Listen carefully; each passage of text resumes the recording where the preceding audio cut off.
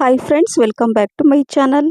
Breakfast lunch box ಏನು ಮಾಡಬೇಕು ಅಂತ ದಿನ ಯೋಚನೆ ಮಾಡ್ತಾ ಇರ್ತೀವಲ್ವಾ.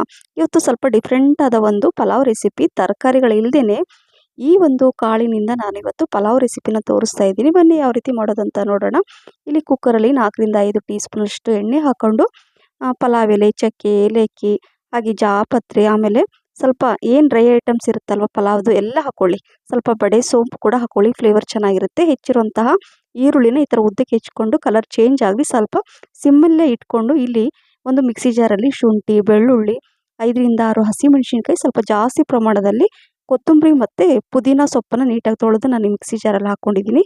ಹಾಗೆ ಅರ್ಧ ಈರುಳ್ಳಿ ಕೂಡ ಹಾಕ್ಕೊಂಡು ಇಲ್ಲಿ ಒಂದು 4 ಟೀ ಸ್ಪೂನಷ್ಟು ಮೊಸರು ಹಾಕ್ಕೊಳ್ತಾ ಇದ್ದೀನಿ. ಈ ರೀತಿ ಒಮ್ಮೆ ಮಾಡಿ, ಅಂದರೆ ಟೊಮೊಟೊ ಬದಲಿಗೆ ಮೊಸರು ಹಾಕಿ ರುಚಿ ತುಂಬ ಚೆನ್ನಾಗಿರುತ್ತೆ. ಈಗ ಇದನ್ನು ಫೈನಾಗಿ ರುಬ್ಕೋಬೇಕು. ನೋಡಿ ಈ ರೀತಿಯಾಗಿ ಬರಬೇಕು. ಕಲರ್ ಎಷ್ಟು ಚೆನ್ನಾಗಿ ಬಂದಿದೆ ನೋಡಿ. ಸೊ ಪರ್ಫೆಕ್ಟಾಗಿ ಈ ರೀತಿ ರುಬ್ಕೊಂಡು ನೋಡಿ, ಕಲರ್ ಕೂಡ ಚೇಂಜ್ ಆಗಿದೆ ಈರುಳ್ಳಿದು. ಅಷ್ಟರಲ್ಲಿ ನಾವು ಈ ಪೇಸ್ಟನ್ನು ಮಾಡ್ಕೋಬಹುದು. ಈಗ ಇದನ್ನು ಒನ್ ಟೈಮ್ ನೀಟಾಗಿ ಎಲ್ಲ ಇನ್ನೊಂದ್ಸಲ ಎಲ್ಲ ಮಿಕ್ಸ್ ಮಾಡಿದ ಮೇಲೆ ರುಬ್ಬಿರೋದನ್ನು ಇದರಲ್ಲಿ ಹಾಕೋಬೇಕಾಗತ್ತೆ. ಸೊ ಈ ಮಸಾಲೆ ಇಷ್ಟೇ ಸಾಕು, ತುಂಬ ಸಿಂಪಲಾಗಿರುತ್ತೆ. ಇದು ರುಚಿ ಮಾತ್ರ ರಿಯಲಿ ತುಂಬ ಚೆನ್ನಾಗಿರುತ್ತೆ. ಈಗ ಇದನ್ನು ಹಾಕ್ಕೊಂಡಿದ್ದೀನಲ್ವ, ಇದು ಸ್ವಲ್ಪ ಹಸಿ ವಾಸನೆ ಹೋಗೋ ತನಕ ಸ್ವಲ್ಪ ಇದನ್ನು 1 ನಿಮಿಷ ಇದನ್ನು ಚೆನ್ನಾಗಿ ಫ್ರೈ ಮಾಡ್ಕೋಬೇಕು ಇದರಲ್ಲೇ.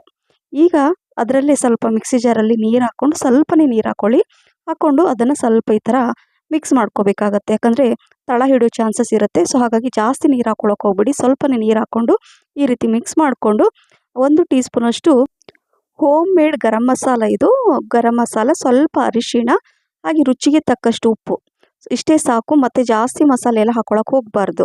ಈಗ ಇದನ್ನು ಈ ಥರ ಮಿಕ್ಸ್ ಮಾಡಿದ ಮೇಲೆ ಇಲ್ಲಿ ಒಂದು ದೊಡ್ಡ ಕಪ್ಪಲ್ಲಿ 1 ಕಪ್ಪಷ್ಟು ನಾನು ಈ ಕಾಬೂಲ್ ಚನಾನ ಅಂದರೆ ಬೇಯಿಸ್ಬಿಟ್ಟು ಇಟ್ಕೊಂಡಿದ್ದೆ ನಾನು. ಸ್ವಲ್ಪ ಉಪ್ಪು ಹಾಕಿ ಬೇಯಿಸ್ಕೊಳ್ಳಿ. ನೋಡಿ ಈ ರೀತಿಯಾಗಿ ಸಾಫ್ಟ್ ಇರಬೇಕು, ಯಾಕಂದರೆ ನಾನು ಇದರಿಂದ ಪಲಾವ್ ಮಾಡ್ತಾ ಇದ್ದೀನಿ.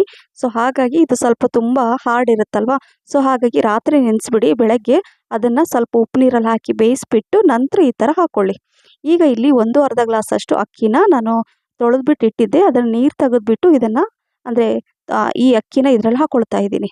ಹಾಕ್ಕೊಂಡು ಈ ರೀತಿಯಾಗಿ ಮಿಕ್ಸ್ ಮಾಡ್ಕೋಬೇಕು. ನೋಡಿ ಈ ಥರ ಹಾಕ್ಕೊಂಡ್ಮೇಲೆ ನಂತರ ಇಲ್ಲಿ ನೋಡ್ಕೊಂಡು ಎಷ್ಟು ಬೇಕೋ ಅಷ್ಟು ನೀರನ್ನು, ನೀವು ಅಕ್ಕಿ ಎಷ್ಟು ಹಾಕಿರ್ತೀರಲ್ವ ಅದರ ಅನುಗುಣವಾಗಿ ನೀರನ್ನು ಹಾಕ್ಕೊಳ್ಳಿ.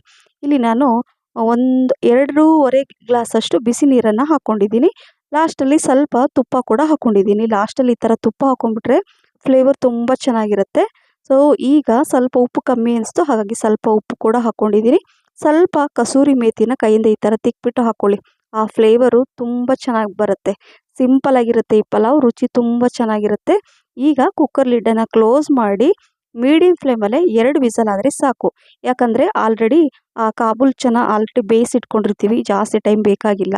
ಸೊ ನೋಡಿ ಕುಕ್ಕರ್ ಲಿಡ್ ಓಪನ್ ಮಾಡಿದ ತಕ್ಷಣ ಎಂಥ ಚೆನ್ನಾಗಿ ಸುವಾಸನೆ, ಪರಿಮಳ ಅಂತ ಹೇಳ್ಬೋದು, ಘಮ ಘಮ. ಸೊ ಸಿಂಪಲಾದ ವಿಧಾನದಲ್ಲಿ ನಿಮಗೆ ಈ ಪಲಾವ್ ರೆಸಿಪಿನ ತೋರಿಸಿದ್ದೀನಿ. ಎಲ್ಲ ರೀತಿ ತರಕಾರಿಗಳ ಹಾಕ್ಕೊಂಡು ನೀವು ಪಲಾವ್ ಮಾಡ್ತಿರ್ತೀರ. ಒಮ್ಮೆ ಈ ವಿಧಾನದಲ್ಲಿ ಈ ಕಾಬೂಲ್ ಚನ ಪಲಾವ್ ಮಾಡಿ, ತುಂಬ ರುಚಿಯಾಗಿರುತ್ತೆ. ಕೆಲವೊಂದು ಸಲ ತರಕಾರಿ ಪಲಾವ್ ಮಾಡಬೇಕಂತ ಅನಿಸುತ್ತೆ, ಬಟ್ ತರಕಾರಿಗಳಿರಲ್ಲ. ಸೊ ಈ ಕಾಬೂಲ್ ಚನ ಇದ್ದರೆ ಮಿಸ್ ಮಾಡದೆ ಒಮ್ಮೆ ಈ ರೀತಿ ಮಾಡಿ, ವಾರಕ್ಕೆ 1 ಸಲ ಆದರೂ ಇದನ್ನು ಮಾಡಿ. ಯಾಕಂದರೆ ಹೈ ಪ್ರೋಟೀನ್ ಇರುತ್ತೆ, ರುಚಿ ಇರುತ್ತೆ, ಮತ್ತು ಸಿಂಪಲಾದ ವಿಧಾನದಲ್ಲಿ. ಕೆಲವೊಂದು ಸಲ ಬೆಳಗ್ಗೆ ಏನು ಮಾಡಬೇಕು ಅಂತ ದಿನ ಯೋಚನೆ ಇರುತ್ತೆ, ಬ್ರೇಕ್ಫಾಸ್ಟಿಗೆ ಏನು ಮಾಡೋದಪ್ಪ, ಲಂಚ್ ಬಾಕ್ಸಿಗೆ ಏನು ಮಾಡೋದು ಅಂತ. ಸೊ ಆ ಥರ ಯೋಚನೆ ಬರ್ತಾ ಇದ್ದರೆ ಮಿಸ್ ಮಾಡಿದೆ ನಾನು ತೋರಿಸಿದ ರೀತಿಯಲ್ಲಿ ಈ ಕಾಬೂಲ್ ಚನ ಪಲಾವ್ ಮಾಡಿ ನೋಡಿ. ಬ್ರೇಕ್ಫಾಸ್ಟ್ಗೂ ಆಯಿತು, ಹಾಗೆ ಲಂಚ್ ಬಾಕ್ಸಿಗೆ ಕೂಡ ಈ ಥರ ಕೊಟ್ಬಿಡಿ. ನೋಡ್ತಾ ಇದ್ರಲ್ಲ ಎಷ್ಟು ಚೆನ್ನಾಗಿ ಕಾಣಿಸ್ತಾ ಇದೆ ಅಲ್ವಾ. ಸೊ ಹಾಗಾಗಿ ಮಿಸ್ ಮಾಡದೆ ಮಾಡ್ತಿರಲ್ವಾ, ಈ ರೀತಿ ಲಂಚ್ ಬಾಕ್ಸಿಗೆ ಕೊಡಿ. ಫುಲ್ ಬಾಕ್ಸ್ ಖಾಲಿ ಮಾಡಿ ತರೋದು ಗ್ಯಾರಂಟಿ.